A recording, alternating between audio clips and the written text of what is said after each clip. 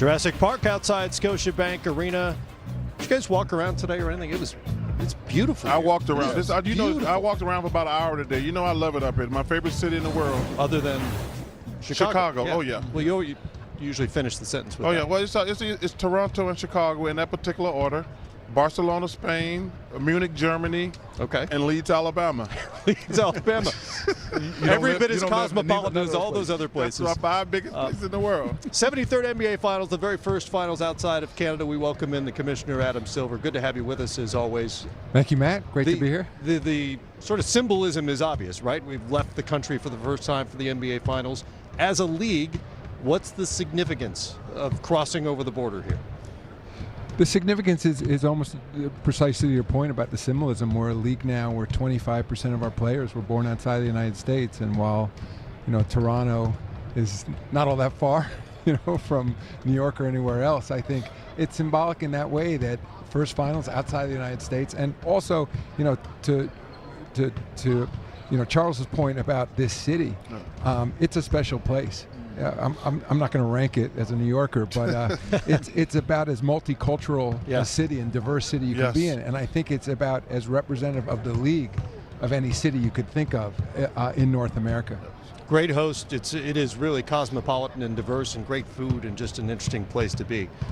There are tons of eyeballs on this series, have been on the NBA playoffs, but as you know, overall TV ratings were down a little bit this year, and maybe that says more about conventional media than it does about how many folks are actually paying attention. The one thing we hear occasionally about young people in particular is that they aren't necessarily going to sit and watch an entire game.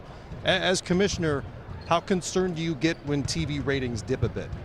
There's an ebb and flow. Of course, I watch it closely. I mean, that's nothing new. I mean, as I've said before, part of it was LeBron moving out of the East. It's as straightforward as that 50% of television homes in the U.S.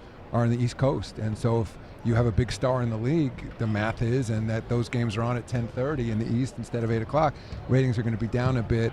I mean, and they were down more on one network than they were on another. So it's something we monitor closely. I think the biggest issue, it isn't just the amount of time a young person will watch the game, but increasingly in the States, young people aren't subscribing to cable. Right. And look, whether it's NBA TV, TNT, or ESPN, you have to get cable. And even to watch those services on an app, you have to first subscribe to cable. So we're sort of at a crossroads here where, and I'm sure over time, our distribution will change so that for those people who want to just watch the NBA and don't want to elect to subscribe to a larger bundle of channels, they'll still be able to watch our games. So I feel great. I mean, the product has never looked better. The game on the floor, the interest has never been greater. We know that from all the social media support, from the amount of coverage of these games. So that'll work out over time. One of the things you talked about, and me and Ernie been trying to talk to TNT about for years, and you kind of touched on it, starting the West Coast games earlier. You talked about it. I think it'd be great for the NBA to start a half an hour earlier personally, because that second game doesn't start at 10:45, 10:50. And if I'm on the East Coast, I might watch the first half, but after that I'm done. And you said most of the boxes are on the East Coast. How much are you considering starting the West Coast games earlier? We are. We're thinking a lot about it. I mean, there's almost two negotiations I have to have. One is with the networks, and the other is with our teams, because I understand that we're a West Coast team, and so now we're playing at 8 and 10:30 in the East. So those 10:30 games, to your point, at 7:30, and I'd actually like to even consider moving a full hour early. But I recognize for those attendees of those games, getting from work through traffic, getting to the arenas might be difficult at 6:30, and also it's not as convenient for their viewers. But there's compromise there. Maybe it's a half hour, but to be balanced out as a national product. Because I know, and I'm home watching you guys, that hour is a big difference. Like if we start at 9:30. Staying up till midnight, I think for most people, all right, that's still kind of late. But 1 in the morning changes it completely. And I think even psychologically, that hour. And by the way, you can track it. To Matt's question about ratings, I mean, we get a minute by minute. And you get to, in the East Coast, like around 11:15, it just starts dropping. 11:30, it just stops dropping. Yeah. I mean, that's why, Monday Night Football, plays at 9 o'clock. I mean, they're paying attention to that, a huge viewership for their prime time. I mean, they're just trying to maximize their ratings. So, and it's a compromise because it feels a little bit late in the East, but it's early in the West. So. Adam, when you look at the tampering situation, you have front office, Doc Rivers, how do you guys as a league monitoring all this, and what's next for you guys from a league standpoint? we don't monitor everything. We do the best we can. I mean, some situations are more high profile than others. I mean, the best analogy I can use is speeding, you know, and that if you have a 55-mile-an-hour speed limit, you know, if you go 58, you're not getting a ticket. You're probably not getting a ticket at 63, maybe not even at 65. Maybe if you're going 65 and all the other traffic is moving 55, you'll stand out. Maybe if everybody's going 70, it's a little bit art and not science. I mean, it's context specific. I think in the case of everything that's going on with Kawhi, the time of year, free agency coming up, the Clippers, all the chatter, I think that was one we felt we had to address. But I know I've talked to coaches about it. We're not looking for it to be a trap, but I think essentially the rule is in this league that you shouldn't be talking directly about active players on other teams. And we lose out in certain cases.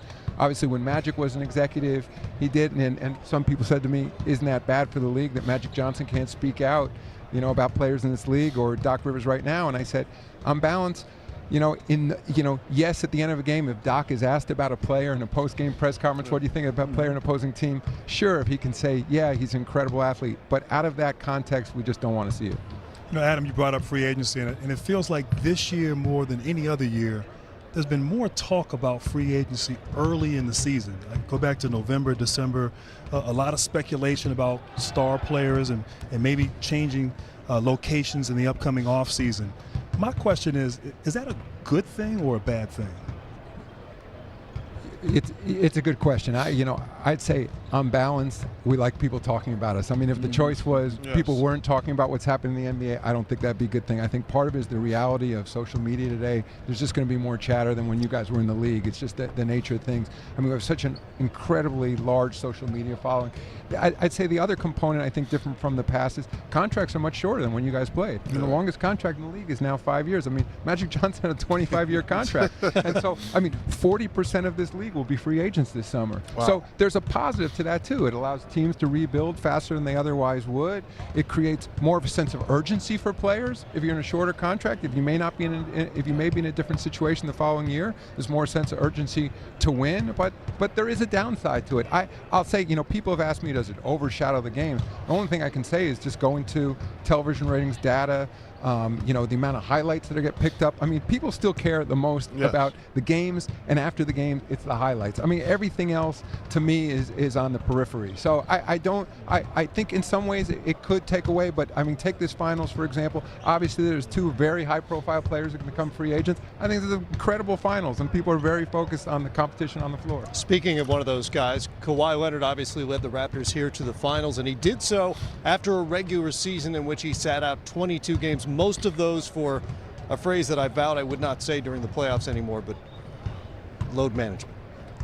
You've addressed this before. You guys lengthened the season, obviously, to give players more off days in between. How do you feel about the balance right now as things stand in terms of players sitting out these games?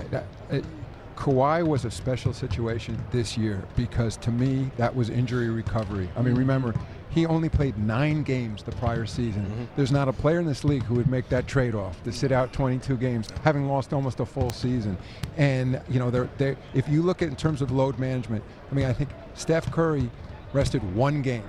Kevin Durant rested 1 game. I mean, this is, think of Steph. This is a team that over the past 4 finals has played almost more than an entire additional regular season in terms of the number of games. So I think I think Kawhi we have to look at as a very unique situation. And if you take him out of the picture, there's actually very little resting. I mean, most players don't believe in it. I mean, on the margins, there's a fair amount. We changed the rules so that to the extent there was resting, it wouldn't happen in high-profile national games. So I don't think it's a huge issue right now. Having said that, I think we got to pay attention to the science. And as I've said, there's nothing sacrosanct about an 82-game season. If somebody were to suggest that optimal number of games was less than 82, we're going to look at it because think about it, obviously, if we thought there was a direct correlation between number of games and the kind of injuries that would shorten players' careers, we'd want to pay attention to that. I think fans care about that and teams care about that. The elephant in the room in sports, not just the NBA, is gambling. How are we going to manage that? Because it's a slippery slope for players, it's a slippery slope for coaches, it's a slippery slope for referees. How big is that a concern going forward with all the new gambling situation? It's a concern, but it's always been a concern. And I only say that a regulated, transparent framework is better than one where it's unregulated and you have no visibility into what's happening. Said differently, I mean, think of a stock market.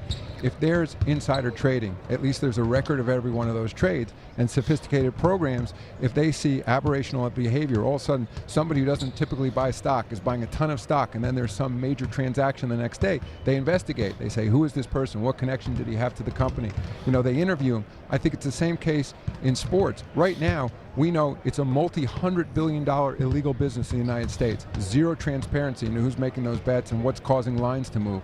In a legalized framework, and we have access to who's placing those bets, they're placing with the credit cards, you know, we can constantly be monitoring the data. I think to the extent that there's improper, illegal behavior, we have a much better chance of ferreting out than we do under the current system. So it's something we got to monitor really closely. I think I'm talking to the other leagues about it. Obviously, several different state legislatures are passing rules on it. I wish there was a consistent national framework for dealing with it rather than state by state. But I think on balance will be better with it being legal and regulated than the current framework.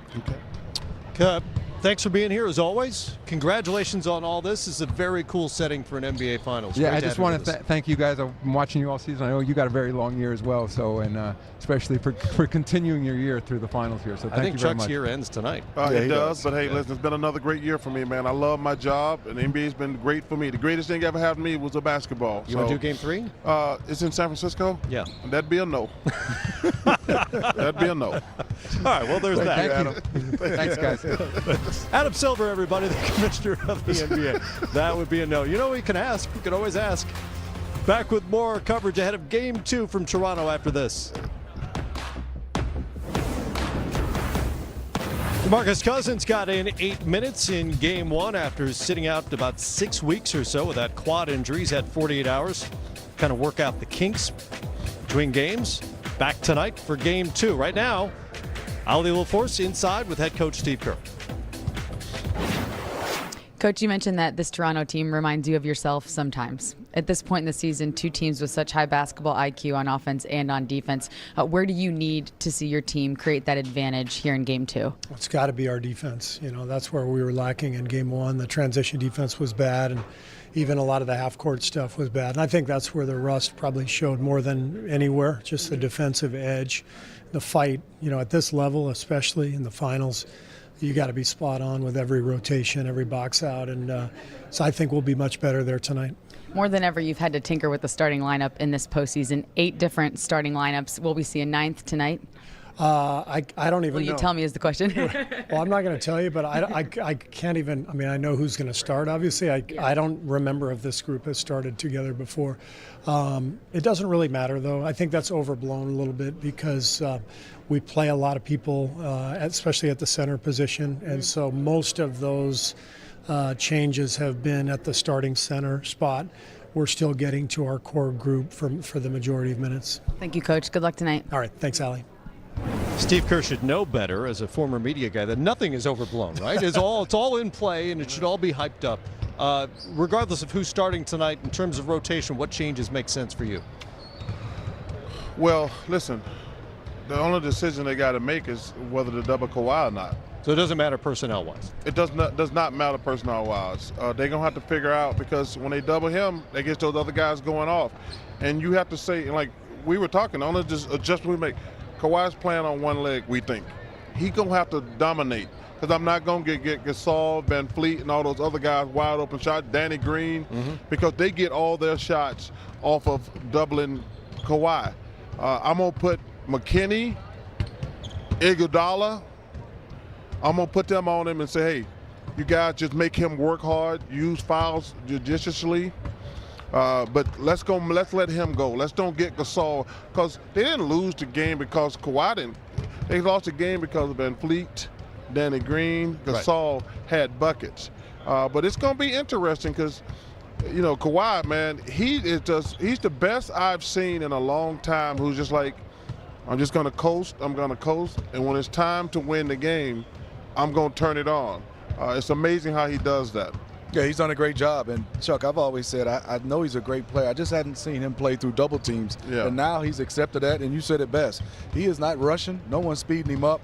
And for him to be able to take over games at the end and also still be patient, I love the way he's approaching the game. Yeah, for once I do agree with Chuck. What do you mean for once? Okay, maybe twice. Okay. But you have to do that. I mean, Kawhi Leonard's a great player, capable of putting up big numbers. But you know what? He's going to have to do that. Yes. Do a one-on-one, rotate bodies on him. You have to stay at home with the others. You got to make sure the others aren't going off. The one concern I have, and we talked about it post-game Thursday night, Golden State likes to switch everything, and they're great at doing that. But this team doesn't settle for jump shots when you switch. Right. They attack off the dribble. Kawhi obviously does it, but Siakam. There were some times when you switch, you have maybe a Steph Curry or a smaller guy. He didn't settle. He got into the paint and attacked those switches. And so, can Siakam do that again? Can he be effective in that situation? Because if he gets going along with Kawhi Leonard, then you know what? It's a long night for Golden State. I would make Marc Gasol post up against smaller guys. Well, he does it. He did that the other night. But not enough. The piggyback on Grant's point, and he's 100% correct. This team plays smart. They don't do any dumb stuff. Like, if I played against the Rockets and the Warriors, I'd run dummy plays just to get the switch. Because you're going to get the same wide open shot because you got Gasol or Siakam or the other big fellow down low on little guys. So you're going to have to come double. But a lot of teams in the NBA, they just jack up shots and everybody's out of balance. They never take advantage of the mismatch. But the Raptors did it in Game 1, and they're going to continue to do it. They did a great job of playing exactly what the Warriors gave them. There's Denzel. That's the version. That's right? good. Okay. All right. Chuck. Saints fan. All right, Saints. You know what? Chuck with hair. You know what? Now I see it. That was Now good. I see it. Like 25. That was funny, Saints fan. Hey. That's a good one. Stick with us. Much more coming up here from Toronto. That's awesome.